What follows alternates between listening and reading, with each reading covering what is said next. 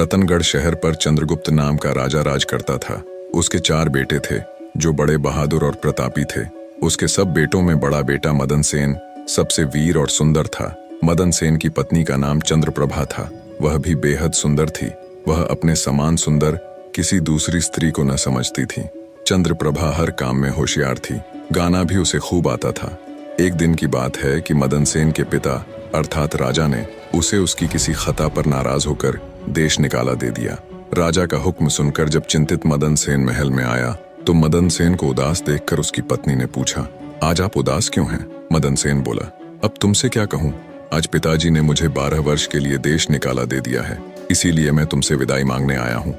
यह सुनते ही चंद्रप्रभा गश खाकर गिरी और बेहोश हो गई। उसकी यह हालत देखकर मदन सेन के रहे सहे होशो हवास भी जाते रहे। वह सोचने लगा, मैंने बहुत बुरा किया जो अपनी पत्नी को सब कुछ बता दिया। मदन सेन ने जब चंद्रप्रभा पर गुलाब जल छिड़का तो उसे होश आया।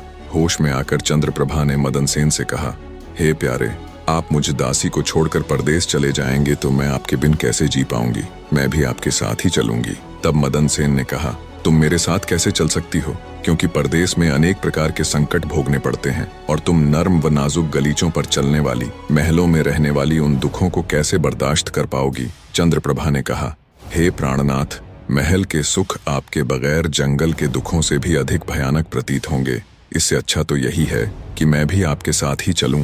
मदन सेन ने सोचा कि चंद्रप्रभा मेरे बगैर नहीं रह सकती, इसलिए मुझे यह शोभा नहीं देता कि इसको तड़पता छोड़कर चला जाऊं। बेहतर यह है कि इसे भी साथ ले चलूं। इस विचार के मन में आते ही मदन सेन ने अपनी पत्नी से कहा, अच्छा, तुम उदास मत हो, मैं तुम्हें अपने साथ ही ले चलूंगा। मदन सेन की बात सुनकर चंद्रप्रभा बड़ी प्रसन्न हुई और अपने पति के साथ जाने की तैयारियों में जुट गई। अगली सुबह चंद्रप्रभा और मदन सेन शहर से निकलकर एक जंगल में पहुंच गए। जब चलते चलते थक गए तो एक उचित जगह देखकर वे एक बरगद के वृक्ष के नीचे विश्राम करने लगे। वे बहुत अधिक थके हुए थे, अतः ठंडी हवा के झोंकों ने उन्हें नींद की वादी में पहुंचा दिया। मगर कुछ देर बाद ही एक सांप ने रानी को डस लिया। सांप के डसते ही रानी तड़पने लगी। मदन सेन की आंख खुली तो रानी को तड़पते देखा। सांप को जाते देखकर मदन सेन बेचैन हो गया। कुछ देर बाद रानी विष के प्रभाव से मर गई। मृत रानी को देखकर मदन सेन ऊंचे स्वर में विलाप करने लगा। उसका रोना धोना सुनकर जंगल के जीव जंतु गुर्राने लगे। मैं जीकर क्या करूंगा, इसी जंगल में प्राण त्याग दूंगा। ये मन में विचार कर वह रानी की लाश के पास से उठा और जंगल से लकड़ियां बीनकर इकट्ठी करने लगा। वह लकड़ियां इकट्ठी करता जाता और रो रो कर कहता जाता था, रानी की चिता में मैं भी जल जाऊंगा। संयोगवश शिव पार्वती जी पृथ्वीलोक का भ्रमण करते हुए उसी जंगल में आ पहुंचे। पार्वती ने जब मदन सेन के रोने की आवाज सुनी तो उन्हें बड़ी दया आई। उन्होंने शिव से कहा, हे प्रभु, कोई मानव हृदय विदारक स्वर में रो रहा है। उसके रोने से मेरा हृदय कांप रहा है। आप मुझ पर दया करके उसका दुख दूर कीजिए। पार्वती की बात सुनकर शिव ने कहा, हे प्रिय, मैं तुमको इसीलिए तो अपने साथ नहीं ला रहा था क्योंकि संसार में हर प्रकार के दुखी मनुष्य हैं। हम किस किस का दुख दूर करेंगे? तब पार्वती ने कहा, हे स्वामी, कुछ भी हो, इसका दुख तो आपको अवश्य ही दूर करना पड़ेगा। पार्वती की बात सुनकर भगवान शिव माता पार्वती को अपने साथ लेकर वहां आए जहां मदन सेन करुण विलाप कर रहा था। शिव ने मदन सेन से पूछा, तू क्यों रोता है? तुझको क्या दुख है? मदन सेन ने कहा, मैं आपको अपने दुख का हाल कैसे सुनाऊं? मुझे इतना दुख है कि यदि धरती फट जाए तो मैं उसमें समा जाऊं। मदन सेन की बात सुनकर भगवान शिव को दया आ गई और उन्होंने उससे कहा, तू हमसे बता कि तुझे क्या दुख है? तब मदन सेन ने कहा, महाराज, मैं रतनगढ़ के राजा चंद्रगुप्त का बेटा हूँ। मेरे पिता ने मुझको देश निकाला दे दिया, इसलिए मैं और मेरी पत्नी इस जंगल में आ गए। यहाँ आकर मेरी पत्नी सर्प के डसने से मर गई। अब उसका विरह मुझसे सहन नहीं हो रहा है, इसलिए मैं लकड़ियां एकत्र कर रहा हूँ ताकि अपनी प्यारी पत्नी के साथ ही जल मरूं। मदन सेन की ऐसी दुख भरी बात सुनकर शिव बोले, ऐ राजकुमार, संसार में आवागमन लगा ही रहता है। एक न एक दिन सबको शरीर छोड़कर जाना होता है। न कोई किसी के साथ आया है और न कोई किसी के साथ जाएगा। यदि तू जीवित रहेगा तो तुझे अनेक रानियां मिल जाएंगी, इसलिए तू मेरा कहा मान और देह त्यागने का विचार छोड़ दे। शिव के इन वचनों को सुनकर मदन सेन बोला, महाराज, आपने जो कुछ कहा वह सत्य है, किंतु ऐसी पतिव्रता पत्नी तो मुझे किसी भी जन्म में नहीं मिलेगी और न इसका वियोग मुझसे सहन होगा, इसलिए मैं इसके साथ ही मरूंगा। मदन सेन के हठ को देखकर महादेव जी बोले, राजकुमार, तेरी पत्नी की आयु 20 वर्ष थी जो इसने भोग ली। अब तो बस एक ही उपाय है, यदि तू अपनी आयु का कुछ भाग अपनी रानी को दे दे तो तुम दोनों की आयु बराबर हो जाएगी। यदि यह बात तुम्हें स्वीकार है तो रानी अभी जीवित हो जाएगी। शिव जी की बात सुनकर मदन सेन ने कहा, मुझे सहर्ष स्वीकार है महाराज। अब शिव ने मदन सेन के हाथ में पानी देकर उससे आधी आयु देने का संकल्प कराया और रानी के हाथ पैरों पर पानी डालने से पूर्व मदन सेन से कहा कि जब तुझे आवश्यकता हो तो यह संकल्प वापस भी ले सकता है। ज्यों ही संकल्प वापस लेगा त्यों ही यह रानी मर जाएगी। परंतु सावधान, रानी से यह बात मत कहना, किसी समय यह बात तेरे काम आएगी। ऐसा कहकर रानी पर जल छिड़ककर शिव पार्वती वहां से चले गए। उसी समय रानी उठकर बैठ गई और बोली, प्रिय, आज तो मैं बहुत सोई, आपने मुझे जगाया क्यों नहीं? मदन सेन ने कहा, तुम थकी मांदी थीं, इसी कारण मैंने तुम्हें नहीं जगाया। अब वे दोनों आगे चल दिए। कितने ही दिनों बाद उन्हें एक बहुत सुंदर स्थान दिखाई दिया। वहां एक फकीर की कुटिया थी। जब वे दोनों वहां पहुंचे तो उन्होंने देखा कि एक सुंदर नौजवान फकीर बैठा हुक्का पी रहा है। वे दोनों थके हारे तो थे ही, अतः फकीर के पास बैठ गए। उसी समय राजकुमार ने रानी से कहा, रानी, मुझे प्यास लगी है, तुम कहो तो मैं जाकर कुएं से पानी पी आऊं, और अगर तुम्हें भी प्यास लगी हो तो तुम्हारे लिए भी लेता आऊंगा। यह सुनकर रानी ने कहा, मैं तो प्यासी नहीं हूं, आप जाकर पी आइए। मदन सेन डोल व रस्सी लेकर कुएं से पानी पीने चला गया। उधर मदन सेन पानी पीने गया, इधर चंद्रप्रभा और फकीर की निगाहें चार हो गईं। वह फकीर से बोली, फकीर साहब, आप तो यहाँ बड़े ऐश में रहते हैं। फकीर बोला, तुम भी यहाँ रहो और ऐश करो। चंद्रप्रभा कहने लगी, फकीर साहब, आपके साथ रहने को दिल तो कर रहा है, मगर मेरा पति मेरे साथ है, इसलिए मैं आपके साथ किस प्रकार रह सकती हूँ? फकीर ने कहा, किसी तरह अपने पति को कुएं में धकेल दो, फिर हम ऐश करेंगे। फकीर की बात सुनकर चंद्रप्रभा ने कहा, अच्छा, मैं ऐसा ही करूंगी। तभी मदन सेन पानी पीकर रानी के पास आया तो रानी कहने लगी, मैं भी प्यासी हूँ, मुझे भी पानी पिला लाओ। तब मदन सेन ने कहा, मैंने तुमसे पहले ही पूछा था, तब तुमने मना कर दिया था। खैर, अगर तुमको प्यास लगी है तो मैं अभी पानी लेकर आता हूँ। जब मदन सेन पानी लाने चलने लगा तो रानी कहने लगी, मैं भी तुम्हारे साथ चलती हूँ। फिर वह भी उसके साथ चल पड़ी। बेचारा मदन सेन तो उसके प्रेम में पागल हुआ पड़ा था। उसे नहीं मालूम था कि यह मेरे प्राण लेने चल रही है। जब मदन सेन कुएं पर जाकर डोल भरने लगा तो रानी ने पीछे से उसे धक्का देकर कुएं में गिरा दिया और खुद उस फकीर के पास आ गई। वह फकीर रानी को लेकर वहां से चलता बना और दोनों एक बड़े शहर में जाकर आनंद से रहने लगे। उस फकीर ने चंद्रप्रभा को थोड़े ही दिनों में ऐसा नाचना गाना सिखाया कि उसके समान नाचने वाली कोई नृत्यांगना उस शहर में दूसरी न थी।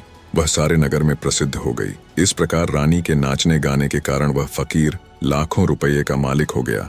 रानी उस फकीर के साथ बड़े ऐश से रहने लगी। जिस समय रानी ने मदन सेन को कुएं में धकेला था, दैव योग से एक जंजीर जो कुएं में लटकी हुई थी उसके हाथ में आ गई। मदन सेन उसको पकड़कर कुएं में लटक गया और ईश्वर को याद करके सोचने लगा कि मैंने रानी को जीवन दान दिया और रानी ने मेरे साथ यह विश्वासघात किया। क्या यही मेरे प्यार की सजा है? उसी दिन बंजारों का एक काफिला उस स्थान पर आकर ठहरा।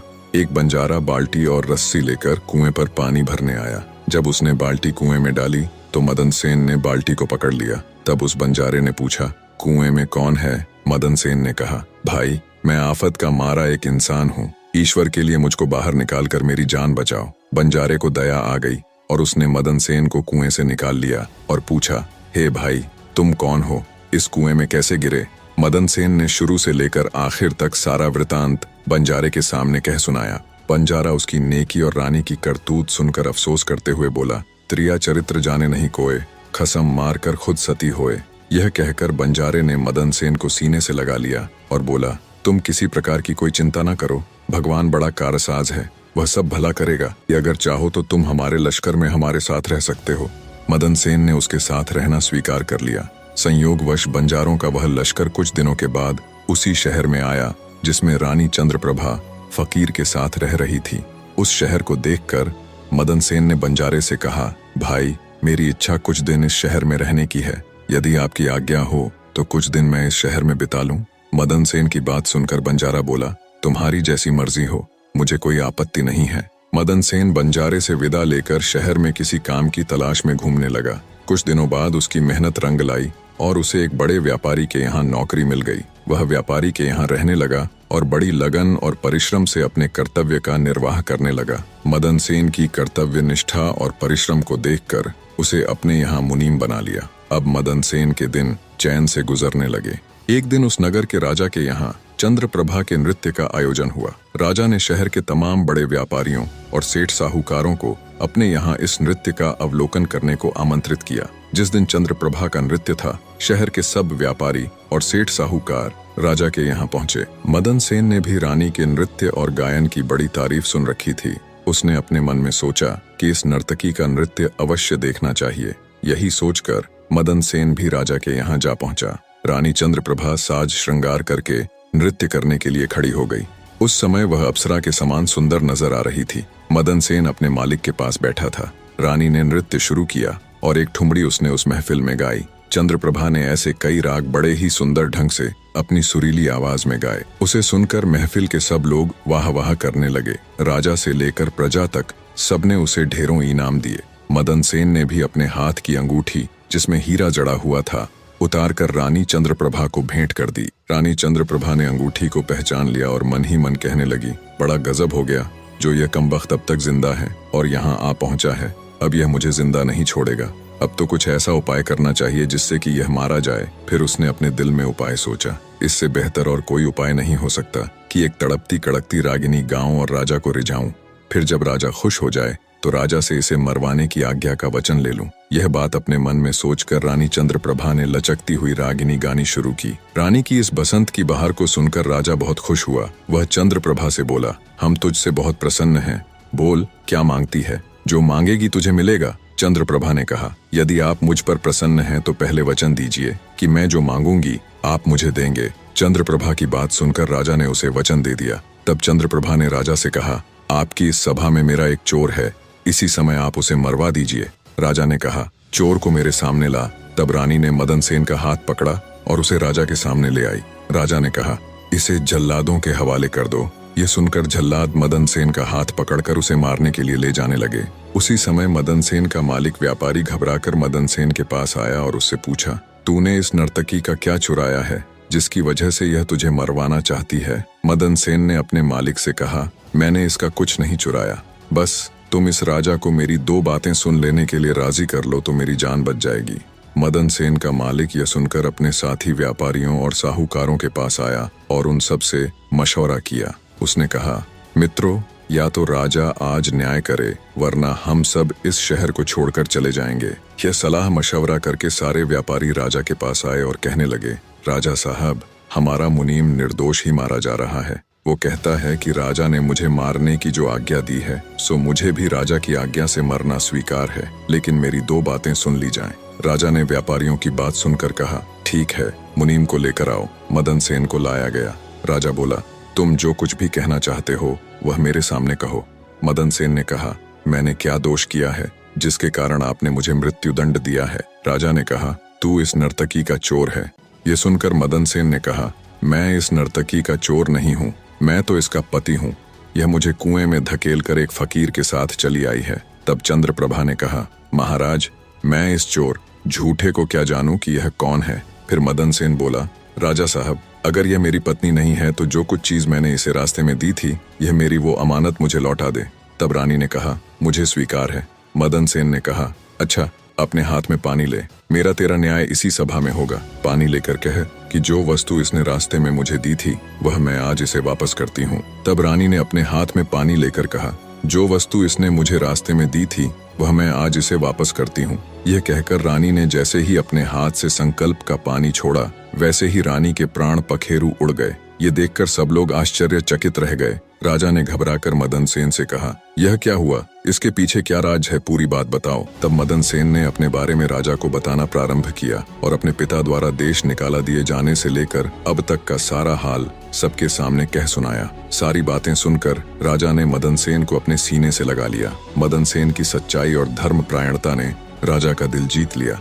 उसने खुश हो अपनी इकलौती पुत्री का विवाह मदन सेन के साथ कर दिया और उस फकीर को फांसी लगाने का हुक्म दिया। निष्कर्ष, इस प्रेरणादायक कहानी से हम मदन सेन और रानी चंद्रप्रभा की जीवन यात्रा के माध्यम से सत्य, धर्म और कर्म की महिमा को समझेंगे। मदन सेन, जो एक धर्मपरायण व्यक्ति है, अपनी सच्चाई और ईमानदारी के बल पर जीवन की चुनौतियों का सामना करता है। दूसरी ओर चंद्रप्रभा अपने झूठ और धोखाधड़ी के कारण अपनी विनाशकारी नियति को प्राप्त करती है। यह कथा हमें यह सिखाती है कि झूठ और अधर्म से कभी स्थायी सफलता नहीं मिलती। सत्य की राह पर चलने वाले को भले ही कठिनाइयां आएं, परंतु अंततः सत्य और धर्म की विजय होती है। यह कहानी आत्मविश्वास, सच्चाई और कर्म की महत्ता को दर्शाती है।